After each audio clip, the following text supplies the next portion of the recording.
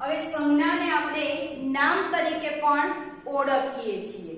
હવે સૌપ્રથમ મિત્રો આપણે જોઈએ તો ગુજરાતી વ્યાકરણ આપણે 20 માર્ક્સમાં પૂછાય છે, બરાબર। એમાં 1 માર્ક્સમાં તમારે સંજ્ઞા પૂછાશે, બરાબર। હવે આ સંજ્ઞા એકદમ સરળ છે, કારણ કે તમે ધોરણ 7 થી અભ્યાસ કરતા આવ્યા છો, બરાબર। અને તમે ભવિષ્યમાં પણ જ્યારે સ્પર્ધાત્મક પરીક્ષાઓ આપશો ત્યારે મિત્રો તમારે આ સંજ્ઞા ખૂબ જ કામ લાગશે, બરાબર છે।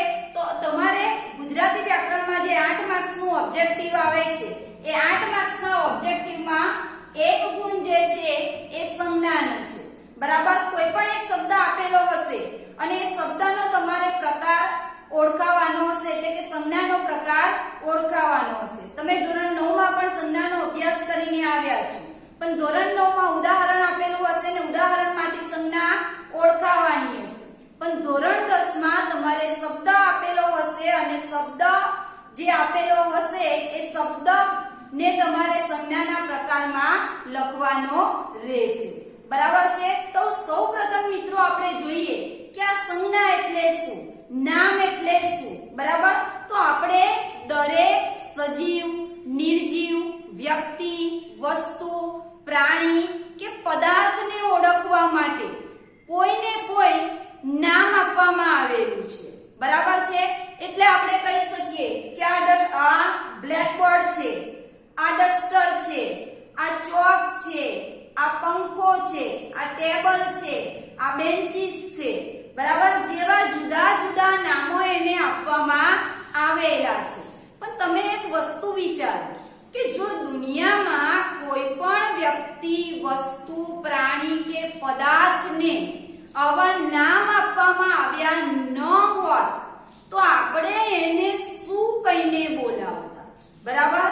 તો આપણે કદાચ એવું કહત કે ઓલા, અલા, પેલા, આ, તે, બરાબર, એવું કહીને કદાચ આપણે બોલાવવું પડે। અને એટલા માટે આપણા વ્યાકરણ શાસ્ત્રીઓએ, બરાબર, ગુજરાતી વ્યાકરણમાં આ જે સંજ્ઞા છે સંજ્ઞાનો ઉલ્લેખ કરવામાં આવેલો છે, બરાબર। તો મિત્રો દરેકને ખબર પડી ગઈ કે સંજ્ઞાનું ગુજરાતી વ્યાકરણમાં કેટલું અને શું મહત્વ છે, બરાબર। હવે આપણે જોઈએ મિત્રો સંજ્ઞાની વ્યાખ્યા।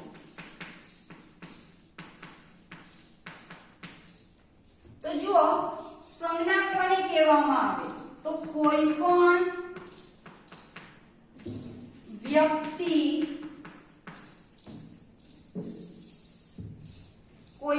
વ્યક્તિ, પ્રાણી, પદાર્થ,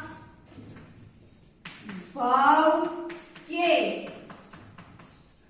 ગુણને ઓળખવા માટે જે શબ્દ વપરાય તેને સંજ્ઞા કહે છે, બરાબર। ખાસ સમજો સંજ્ઞા એટલે શું તો કોઈ પણ વ્યક્તિ, પ્રાણી, પદાર્થ, ભાવ કે ગુણને ઓળખવા માટે જે શબ્દ વપરાય તેને શું કહેવામાં આવે છે મિત્રો સંજ્ઞા। શું કહેવામાં આવે છે સંજ્ઞા। હવે જુઓ બીજું આપણે એનું લક્ષણ જોઈએ કે આ શબ્દ વાક્યમાં કર્તા કે કર્મને સ્થાને જ હોય, બરાબર। આ જે શબ્દ છે વાક્યમાં કોને સ્થાને હોય, કર્તા કે કર્મને સ્થાને। હવે તમને દરેકને કર્તા કોને કહેવાય અને કર્મ કોને કહેવાય એ ખબર જ હશે। ઉદાહરણ તરીકે હું અહીંયા લખું છું કે નેહા પુસ્તક વાંચે છે, બરાબર। તો કર્તા કોણ છે નેહા, કર્મ કયું છે પુસ્તક, ક્રિયાપદ કયું છે વાંચે છે, બરાબર છે। તો આ શબ્દ વાક્યમાં કર્તા કે કર્મને સ્થાને આવતા હોવા જોઈએ, બરાબર। તો અહીંયા સમજો કે ના ખબર પડે તો ગમે ત્યારે તમે વાક્યમાં પૂછો, બરાબર, કોણથી પ્રશ્ન પૂછો અને જે જવાબ મળે એ કર્તા કહેવાય. શું કહેવાય? કર્તા. અને વાક્યમાં જ્યારે તમે ગમે ત્યારે શું થી પ્રશ્ન પૂછો અને જે જવાબ મળે એ તમારું શું થશે મિત્રો? કર્મ. શું થશે? કર્મ. અને ક્રિયાપદ તો આપણને દરેકને ખબર છે કે ક્રિયાપદ હંમેશા વાક્યમાં ક્યાં હોય? શબ્દના અંત, વાક્યના અંતે. બરાબર છે?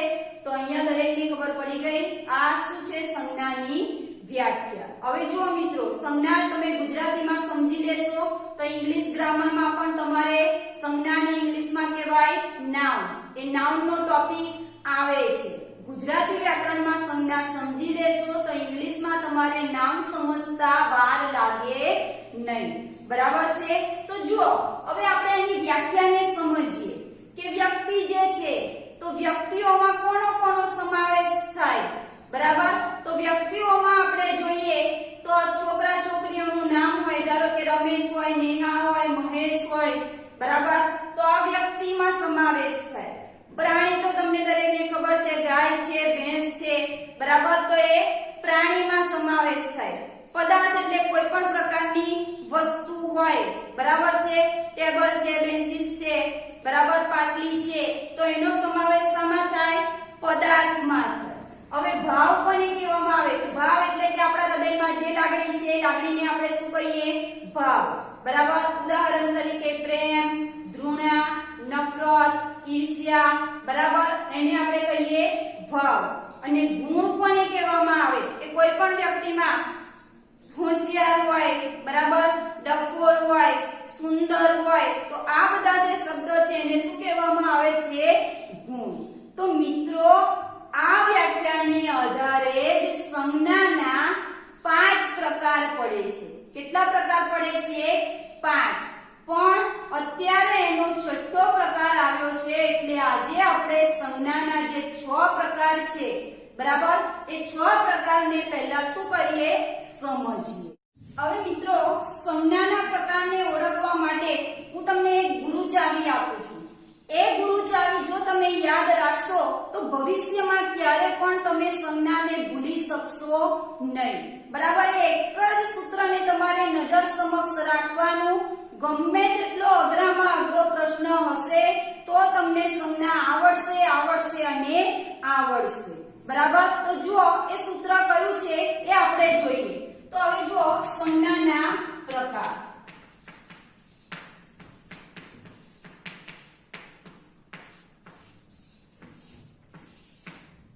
હવે સંજ્ઞાના પ્રકારને ઓળખવા માટેનું એક સૂત્ર છે, જા દ વ કી સ ભા. બરાબર, યાદ રાખજો સંજ્ઞાના પ્રકાર 6 છે. કયા કયા? વ્યક્તિવાચક સંજ્ઞા, જાતિવાચક સંજ્ઞા, સમૂહવાચક સંજ્ઞા, દ્રવ્યવાચક સંજ્ઞા, ભાવવાચક સંજ્ઞા અને ક્રિયાવાચક સંજ્ઞા. ફરીથી એકવાર જોઈ લો, સંજ્ઞાના 6 પ્રકાર છે. બરાબર, કયા કયા? વ્યક્તિવાચક સંજ્ઞા, જાતિવાચક સંજ્ઞા, સમૂહવાચક સંજ્ઞા, ભાવવાચક સંજ્ઞા, દ્રવ્યવાચક સંજ્ઞા અને ક્રિયાવાચક સંજ્ઞા. આ 6 પ્રકારને ઓળખવા માટેની મિત્રો આ એક ગુરુ ચાવી છે. તમારે આ જ ગુરુ ચાવીને આ જ સૂત્રને યાદ રાખવાનું. શું? જાદવ કી સભા. બરાબર, જાદવ કી સભા.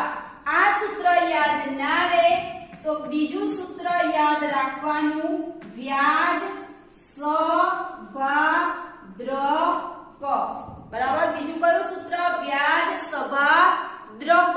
પણ આ સૂત્ર યાદ રાખશો તો તરત જ તમને આવડી જશે. શું છે સૂત્ર? જાદવ કી સભા. બરાબર, તો ચલો જુઓ, જા પરથી થશે જાતિવાચક સંજ્ઞા, દ પરથી થશે દ્રવ્યવાચક સંજ્ઞા વ પરથી થશે વ્યક્તિવાચક સંજ્ઞા, કી પરથી થશે ક્રિયાવાચક સંજ્ઞા, સ પરથી થશે સમૂહવાચક સંજ્ઞા અને ભા પરથી થશે ભાવવાચક સંજ્ઞા. બરાબર. ફરીથી મિત્રો જોઈ લો. સંજ્ઞાનું સૂત્ર છે જાદવ કી સભા. જા પરથી જાતિવાચક, દ પરથી દ્રવ્યવાચક, વ પરથી વ્યક્તિવાચક, કી પરથી ક્રિયાવાચક, સ પરથી સમૂહવાચક, ભા પરથી ભાવવાચક અને બરાબર આ 6 પ્રકાર. હવે બીજું સૂત્રને આધારે આપણે જોઈએ તો વ્યા એટલે વ્યક્તિવાચક, જ એટલે જાતિવાચક, સ એટલે સમૂહવાચક, ભા એટલે ભાવવાચક, ધ્વ એટલે દ્રવ્યવાચક અને ક એટલે ક્રિયાવાચક.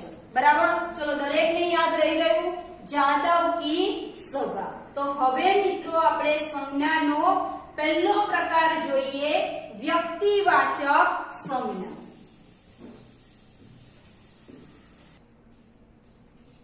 ચલો પહેલો પ્રકાર આપણે જોઈએ મિત્રો વ્યક્તિવાચક સંજ્ઞા. બરાબર. હવે ખાસ યાદ રાખજો વ્યક્તિવાચક સંજ્ઞાને વિશેષ સંજ્ઞા કે સંજ્ઞાવાચક સંજ્ઞા તરીકે પણ આપણે ઓળખીએ છીએ. બરાબર. પરીક્ષામાં વ્યક્તિવાચક સંજ્ઞા ન આપેલું હોય અને એવું આપેલું હોય વિશેષ સંજ્ઞા તો ગભરાઈ જવાનું નહીં. અથવા સંજ્ઞાવાચક સંજ્ઞા તો પણ આપણે કઈ સંજ્ઞા લખવાની છે વ્યક્તિવાચક સંજ્ઞા. બરાબર. તો પહેલો પ્રકાર જે છે એની સૌપ્રથમ મિત્રો આપણે જોઈએ વ્યાખ્યા. તો જો કોઈ પણ વ્યક્તિ કે વસ્તુને ઓળખવા માટે ચોક્કસ નામ આપવામાં આવે તેને વ્યક્તિવાચક સંજ્ઞા કહે છે. સમજો અહીંયા. બરાબર છે. શું કહે છે વ્યક્તિવાચક સંજ્ઞા કોને કહેવાય તો કોઈ પણ વ્યક્તિ કે વસ્તુને ઓળખવા માટે ચોક્કસ નામ આપેલું હોય. શબ્દને ખાસ સમજજો. કેવું નામ? ચોક્કસ નામ કે આ જ છે બીજું નહીં. અને એના જેવું બીજું કોઈ પણ જગ્યાએ દુનિયામાં જોવા પણ મળે નહીં. એને કઈ સંજ્ઞા કહેવાય મિત્રો? વ્યક્તિવાચક સંજ્ઞા. કઈ સંજ્ઞા કહેવાય? વ્યક્તિવાચક સંજ્ઞા. ક્લિયર? કે દુનિયામાં આના જેવી વસ્તુ, વ્યક્તિ કે પ્રાણી કોઈ પણ જગ્યાએ બીજો જોવા મળે નહીં. બરાબર. એને શું કહીશું આપણે? વ્યક્તિવાચક સંજ્ઞા. બીજું લક્ષણ જોઈએ તો આ સંજ્ઞા સમગ્ર જાતિથી અલગ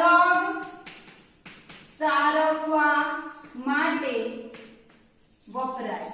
બરાબર. સમગ્ર જે જાતિ છે હમણાં આપણે ઉદાહરણ સમજીશું એટલે તમારા મનમાં આ વ્યક્તિવાચક સંજ્ઞાનો જે કોન્સેપ્ટ છે એકદમ ક્લિયર થઈ જશે. બરાબર. ક્યારે પણ તમે પછી એને ભૂલો નહીં. પણ તમારે એક વસ્તુ મિત્રો યાદ રાખવાની કે ચોક્કસ નામ એના જેવું બીજું કોઈ જ જગ્યાએ જોવા મળે નહીં. એક ને માત્ર એક જ હોય. બરાબર છે?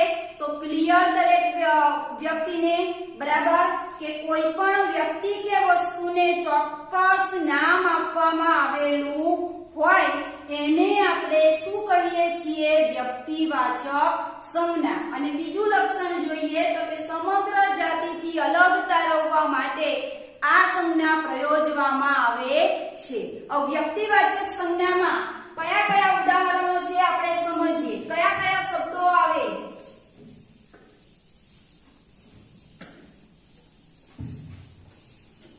તો જુઓ એના ઉદાહરણોમાં આપણે જોઈએ તો હું અહીંયા લખું છું ગુજરાત,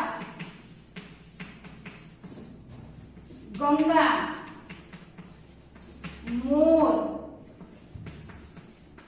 હિમાલય, ગુલાબ, ગુજરાત સમાચાર, વાઘ. બરાબર છે? સમજી લેજો વ્યક્તિવાચક સંજ્ઞામાં બધા જ શું છે ભાઈ? ચોક્કસ નામ છે. બરાબર? ગુજરાત, ગંગા, મોર, હિમાલય, ગુલાબ, ગુજરાત સમાચાર, વાઘ. બરાબર? હવે સમજીએ આપણે આ ઉદાહરણોને. બરાબર? કે ગુજરાત એ શું છે મિત્રો? નામ છે. શું છે? નામ. દુનિયામાં તમે કોઈ પણ જગ્યાએ જશો તો તમને બીજું ગુજરાત જોવા મળે નહીં. બરાબર છે? રાજ્ય તમને બીજું જોવા મળશે. રાજ્ય ઘણા બધા જોવા મળશે પણ ગુજરાત જે નામ છે ચોક્કસ છે કે આ ગુજરાત જ છે. બરાબર? એ જ રીતે ગંગા. ગંગા એ શું છે મિત્રો? નદી છે. નદીનું નામ છે. હવે જો નદી પૂછાય તો એ સંજ્ઞા થશે જાતિવાચકમાં. અને એટલા માટે જ કહ્યું કે સમગ્ર જાતિથી અલગ તારવવા માટે જે શબ્દ વપરાય એને આપણે શું કહીએ મિત્રો? વ્યક્તિવાચક સંજ્ઞા. તો ગંગા એ નદી છે પણ અહીંયા ચોક્કસ છે કે ગંગા જેવી નદી તમને ભારતમાં કોઈ પણ જગ્યાએ જોવા મળે નહીં. બરાબર? નદીઓ ઘણી બધી છે. નર્મદા છે, સાબરમતી છે, તાપી છે, બરાબર, મહીસાગર છે, જુદી જુદી નદીઓ છે. પણ આ જે ગંગા છે એ ગંગા ચોક્કસ છે. બરાબર? એના જેવી દુનિયામાં બીજી કોઈ જગ્યાએ જોવા મળતી નથી. બરાબર? કોન્સેપ્ટ ક્લિયર થાય છે? આ ચોક્કસ જ વસ્તુ છે. ચલો પછી બીજું આપણે જોઈએ મોર. બરાબર? મોર એ પક્ષી છે. પક્ષીઓ ઘણા બધા હોય. ચકલી હોય, કબૂતર હોય, કાબર હોય. બરાબર? જુદા જુદા પક્ષીઓ છે. પક્ષી આવે તો જાતિવાચક થઈ જશે. પણ અહીંયા આગળ મોર એકને માત્ર એક જ છે. બીજું એવું કોઈ પણ પક્ષી દુનિયામાં જોવા મળતું નથી. જોયું છે ભાઈ કોઈએ તમે બીજી કોઈ દેશમાં કે બીજા કોઈ રાજ્યમાં મોર જેવું બીજું નહીં. બરાબર? એના મોર એ ચોક્કસ મોર જ છે. અહીંયા જોશે એવું જ તમે બીજા દેશમાં જશો તો મોરનું જે ચિત્ર છે મોરનું ચિત્ર એવું જ તમને જોવા મળશે. બરાબર? ચલો પછી હિમાલય. બરાબર? હિમાલય એ પર્વત છે. શું છે? પર્વત છે. પણ હિમાલય જેવો પર્વત દુનિયામાં બીજે કશે જોવા મળે નહીં. આમ તો પર્વતો આપણે જોઈએ તો હિમાલય છે, ગિરનાર છે. બરાબર? બીજા જુદા જુદા પર્વતોના નામ આપેલા છે. પણ અહીંયા ચોક્કસ શું છે કે હિમાલય છે. હિમાલય જેવું બીજે કશે જ જોવા મળે નહીં. બરાબર? ચલો પછી ગુલાબ. બરાબર? તો ગુલાબ એ શું છે મિત્રો? ફૂલ છે. પણ ગુલાબ જેવું બીજું ફૂલ તમને કોઈ પણ જગ્યાએ જોવા મળે નહીં. જાસૂદ જોવા મળશે, સૂરજમુખી જોવા મળશે, પણ એ બધા ફૂલ છે. એના ચોક્કસ નામ છે કે એવું બીજી કોઈ જગ્યાએ તમને જોવા મળે નહીં. ચલો પછી ગુજરાત સમાચાર. સમાચાર પત્રો ઘણા બધા છે પણ અહીંયા ચોક્કસ કયું છે? ગુજરાત સમાચાર જ. બરાબર? ચલો પછી વાઘ. વાઘ એ પણ ચોક્કસ જ આપેલું છે કે આ વાઘ છે. દુનિયાની અંદર ઘણી બધી જગ્યાએ વાઘ જોવા મળશે, બરાબર છે, પણ અહીંયા ચોક્કસ આપેલું છે કે વાઘ જ. બરાબર, પ્રાણીઓ ઘણા બધા હોય, બધાના આકાર ને બધું જુદું જુદું હોય, બરાબર, પણ અહીંયા ચોક્કસ કહી દીધું છે કે વાઘ. આ શું છે, એને ચોક્કસ નામ આપવામાં આવેલું છે. એ જ રીતે આપણે અહીંયા હું લખું છું મહેશ, બરાબર, મહેશ લખું કે પછી નેહા લખું. આવજો, ઘણાના મનમાં મિત્રો પ્રશ્ન ઉભો થાય કે મેડમ મહેશ જેવા તો ઘણા બધા જોવા મળે, બરાબર, મહેશ નામ તો ઘણા બધાનું હોય, બરાબર. તો મિત્રો ખાસ સમજજો કે મહેશ નામના જે છોકરા છે કે નેહા નામની છોકરી છે, તમે કહેશો કે મેડમ અમારા પેલા ફરિયામાં મહેશ રહે છે, આ ફરિયામાં નેહા રહે છે, બરાબર, ત્રીજું ફળિયામાં મહેશ અને નેહા રહે છે, બરાબર. પણ મિત્રો ખાસ સમજજો કે અહીંયા જે મહેશ અને નેહાની વાત કરેલી છે એમનામાં જે કંઈક ગુણો છે એ બીજા ફળિયામાં રહેતા છોકરા કે છોકરીમાં એ મહેશ કે નેહામાં જોવા મળે નહીં. અહીંયા જે મહેશ છે એ ચોક્કસ છે, અહીંયા જે નેહા છે નેહા ચોક્કસ છે, બરાબર. તો આટલી વસ્તુ ક્લિયર કે કોઈ પણ વસ્તુ કે વ્યક્તિને ચોક્કસ નામ આપવામાં આવેલું હોય એને આપણે કઈ સંજ્ઞા કહી શકીએ, વ્યક્તિવાચક સંજ્ઞા. અને એટલા માટે જ કીધેલું છે કે વિશેષ નામ, બરાબર, અથવા સંજ્ઞાવાચક નામ કે દુનિયામાં માત્ર એક અને માત્ર એક જ હોય, બરાબર. તો એને આપણે કઈ સંજ્ઞા કહીએ, વ્યક્તિવાચક સંજ્ઞા. કશું યાદ ના રહે તો તમે જે નામ એટલે તો ખબર પડે ને કે હું કેતકી છું, બરાબર. તો કેતકી એ શું છે, નામ છે, બરાબર. પાછળ છોકરી આપેલું હોય તો એ જાતિમાં જતું રહે. ક્યાં જતું રહે, જાતિમાં. એટલે ક્લિયર આટલી વસ્તુ કે કોઈ પણ નામ તમે જુઓ તો આંખો મીચીને તમારે કયો પ્રકાર લખવાનો, વ્યક્તિવાચક. એ પછી કોઈ પણ છોકરો છોકરીનું નામ હોય, નદીનું નામ હોય, પર્વતનું નામ હોય, ફૂલનું નામ હોય, પ્રાણીનું નામ હોય, સમાચાર પત્રનું નામ હોય, બરાબર. ચલો દરેકની આ વસ્તુ ક્લિયર થઈ ગઈ અને આપણે કહીએ વ્યક્તિવાચક સંજ્ઞા. હવે આપણે જોઈએ એનો બીજો પ્રકાર જેનું નામ છે જાતિવાચક સંજ્ઞા. તો જુઓ મિત્રો, હવે આપણે જોઈએ એનો બીજો પ્રકાર જેનું નામ છે જાતિવાચક સંજ્ઞા.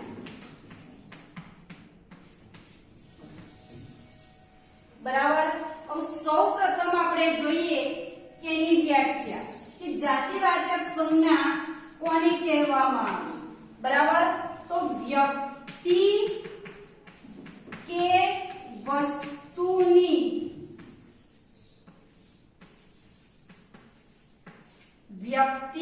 વસ્તુની આખી જાતિનું,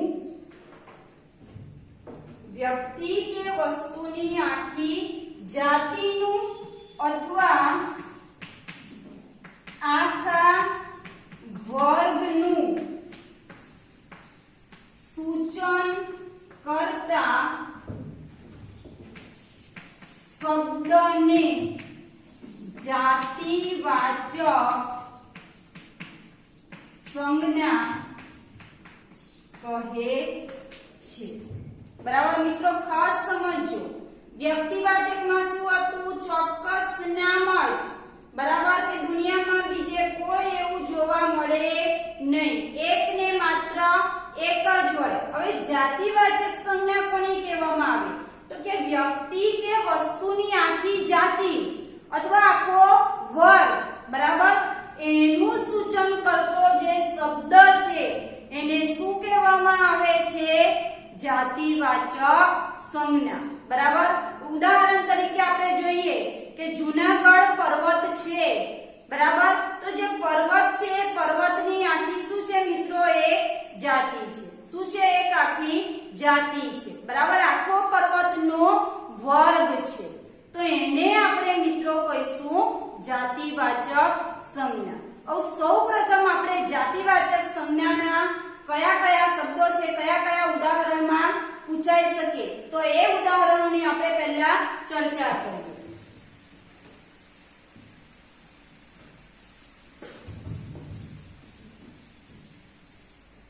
જુઓ, જાતિવાચક શબ્દો. વ્યક્તિવાચક શબ્દો તમે જોશો એને આધારે તમારે આ જાતિવાચક શબ્દો લખવાના છે. પહેલું મેં લખ્યું હતું શું? ગુજરાત. તો ગુજરાત એ શું છે? રાજ્ય, બરાબર, રાજ્યની જાતિ છે, બરાબર. ચલો, બીજું લખ્યું હતું ગંગા, તો એ છે નદી. ત્રીજું શું લખ્યું હતું? મોર. મોર શું હતું? પક્ષી, બરાબર. ચોથા નંબરે લખ્યું હતું હિમાલય. હિમાલય શું છે મિત્રો? પર્વત, બરાબર, તો પર્વત. ચલો, પછીથી મેં લખ્યું હતું શહેરનું નામ, બરાબર, અમદાવાદ. તો અમદાવાદ એ શું હતું? શહેર. પછી ગુલાબ લખ્યું હતું, તો ગુલાબ એ શું હતું? ફૂલ, બરાબર. પછી મહેશ અને નેહા લખ્યું હતું, તો અહીંયા આપણે જોઈએ તો છોકરો, છોકરી, બરાબર. ચલો, પછી કયા શબ્દો આવે? તો કે શિક્ષક, વિદ્યાર્થી, એમાં પટાવાળા પણ મિત્રો આવી છે, બરાબર છે. શિક્ષક, વિદ્યાર્થી, વૃક્ષ, માં, બરાબર, રાજ્ય, નદી, પક્ષી, પર્વત, શહેર, ફૂલ, છોકરો, શિક્ષક, વિદ્યાર્થી, વૃક્ષ, માં, બરાબર. પછી આપણે જોઈએ જિલ્લો આપેલું હોય, જિલ્લો, તાલુકો વગેરે, બરાબર. ખબર પડે છે કે નથી પડતી? જો દરેક જણ ખાસ યાદ રાખજો, આ શું છે? બધી આખી જાતિ. રાજ્ય આપણે ગુજરાતમાં જોઈએ તો રાજ્યો ઘણા બધા હોય, નદીઓ ઘણી બધી હોય, પક્ષીઓ ઘણા બધા હોય, બરાબર. તો રાજ્ય આપેલું હોય, નદી આપેલી હોય, પક્ષી આપેલું હોય, પર્વત આપેલું હોય, શહેર આપેલું હોય, ફૂલ આપેલું હોય, છોકરો આપેલું હોય, શિક્ષક આપેલું હોય, વિદ્યાર્થી આપેલું હોય, વૃક્ષ આપેલું હોય, માં આપેલું હોય, જિલ્લો આપેલું હોય, તાલુકો આપેલું હોય, બરાબર. એક વસ્તુ યાદ રાખવાની કે જે કંઈક નામો છે, નામથી જે આપણે ઉલટું જોઈએ કે ગુજરાત જોયું હતું તો ગુજરાત એ રાજ્ય છે, ગંગા એ નદી છે. તો આ જે બધા મિત્રો શબ્દો છે એ દુનિયામાં અનેક જોવા મળે, બરાબર, અને દુનિયામાં સર્વત્ર જોવા મળે. તો એને મિત્રો આપણે કઈ સંજ્ઞા કહીશું? જાતિવાચક સંજ્ઞા. અને દુનિયામાં માત્ર એક અને એક જ જોવા મળે એને કહેવાય વ્યક્તિવાચક, અને દુનિયામાં સર્વત્ર જોવા મળે એને શું કહેવાય? જાતિવાચક સંજ્ઞા. ક્લિયર?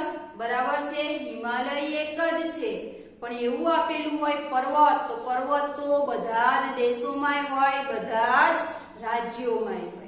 નદી, બરાબર, નદી બધા દેશોમાં પણ હોય અને રાજ્યોમાં પણ હોય. પણ ગંગા, નર્મદા, યમુના આપેલું હોય તો તમારે ત્યારે શું લખવાનું? વ્યક્તિવાચક સંજ્ઞા. બરાબર છે. ક્લિયર દરેકને આટલી વસ્તુ? હવે આપણે ઉદાહરણ જોઈએ 3-4 એટલે તમને વધારે ખ્યાલ આવે.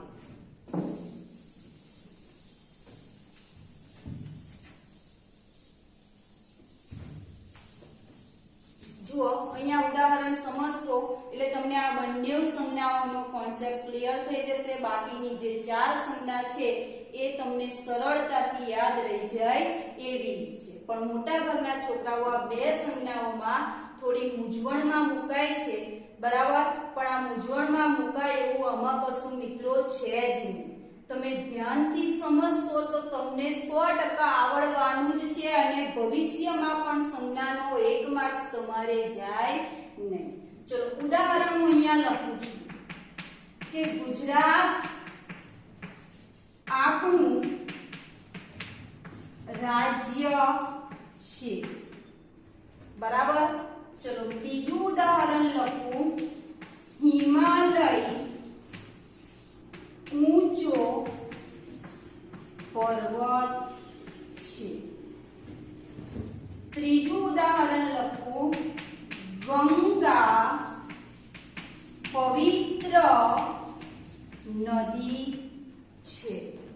અને ચોથું ઉદાહરણ લખું, મોર આપણું રાષ્ટ્રીય પક્ષી છે. બરાબર. હવે મિત્રો જુઓ, આ ઉદાહરણ જોશો એટલે તમને તરત જ ખબર પડી જશે. શું લખ્યું? ગુજરાત આપણું રાજ્ય છે. ચલો આમાં સંજ્ઞા ઓળખાવો. બરાબર. તો ગુજરાત જે છે એ ચોક્કસ નામ છે. બીજે કોઈ દુનિયામાં ગુજરાત જોવા મળતું નથી, માત્ર એક ચોક્કસ જ નામ છે. તો ગુજરાત એ કઈ સંજ્ઞા થશે? વ્યક્તિવાચક. બરાબર. જ્યારે રાજ્ય એ મિત્રો કઈ સંજ્ઞા થશે? જાતિવાચક. બરાબર. આપણે જાતિવાચકમાં જોયું તો આખો વર્ગ, રાજ્ય ઘણા બધા છે. બરાબર. આખો વર્ગ કે આખી જાતિ છે રાજ્યની, તો રાજ્ય એ શું થશે? જાતિવાચક સંજ્ઞા. ચલો બીજું ઉદાહરણ, હિમાલય ઊંચો પર્વત છે. હવે આમાં તો તમને દરેકને ખબર પડી ગઈ હશે કે ચોક્કસ કઈ વસ્તુ છે? હિમાલય. તો હિમાલય એ શું થશે? વ્યક્તિવાચક સંજ્ઞા. અને પર્વત એ પર્વતની જાતિ છે. બરાબર. પર્વત ઘણા બધા ભાઈ વિશ્વમાં દુનિયામાં હોય. બરાબર. તો પર્વત જે શબ્દ છે આખા વર્ગ, આખી જાતિનું સૂચન કરે છે. તો પર્વત એ કઈ સંજ્ઞા થશે? જાતિવાચક. ચલો ત્રીજું ઉદાહરણ, ગંગા પવિત્ર નદી છે. તો ગંગા એ શું છે? નામ છે. બરાબર. તો ચોક્કસ છે ગંગા. દુનિયામાં બીજી કોઈ ગંગા નદી જોવા મળે નહીં. બરાબર. તો ગંગા એ વ્યક્તિવાચક સંજ્ઞા અને નદી એ કઈ થશે? જાતિવાચક. નદીઓ ઘણી બધી હોય તો નદી આપેલું હોય તો જાતિવાચક. અને ચોથું ઉદાહરણ, મોર આપણું રાષ્ટ્રીય પક્ષી છે. બરાબર છે. તો મોર એ શું થશે? ચોક્કસ મોર છે. ઘણી બધી જગ્યાએ બરાબર મોર આપણે જોઈશું, પણ આ જે મોર છે એ મોર શબ્દ જ એને લાગુ પડશે. બરાબર. બીજો કોઈ મોર હશે એને બીજા દેશમાં જઈ અને આપણે કે એને ઢેલ કહી શકીશું નહીં. તો મોર એ ચોક્કસ નામ છે. બરાબર. તો મોર એ વ્યક્તિવાચક સંજ્ઞા અને પક્ષી એ કઈ સંજ્ઞા થશે? જાતિવાચક સંજ્ઞા. બરાબર. તો મિત્રો અહીંયા વ્યક્તિવાચક અને જાતિવાચક સંજ્ઞા દરેકને ખબર પડી ગઈ. ના ખબર પડે તો ટૂંકમાં યાદ રાખવાનું કે દુનિયામાં માત્ર એક અને એક જ જોવા મળે, એના જેવું બીજે કશે જોવા ન મળે, એને વ્યક્તિવાચક સંજ્ઞા. અને કશું યાદ ના રહે તો નામ તો દરેકને ખબર હશે જ. બરાબર. તો એને વ્યક્તિવાચક અને એ જે નામ છે એની જાતિ બતાવેલી હોય, એટલે કે દુનિયામાં સર્વત્ર જોવા મળે અથવા દુનિયામાં અનેક જોવા મળે, એને શું કહેવામાં આવે છે? જાતિવાચક સંજ્ઞા. બરાબર. તો મિત્રો અહીંયા સંજ્ઞાના 2 પ્રકાર પૂરા થયા. હવે જે બીજા પ્રકારો છે એની ચર્ચા આપણે નેક્સ્ટ લેક્ચરમાં કરીશું.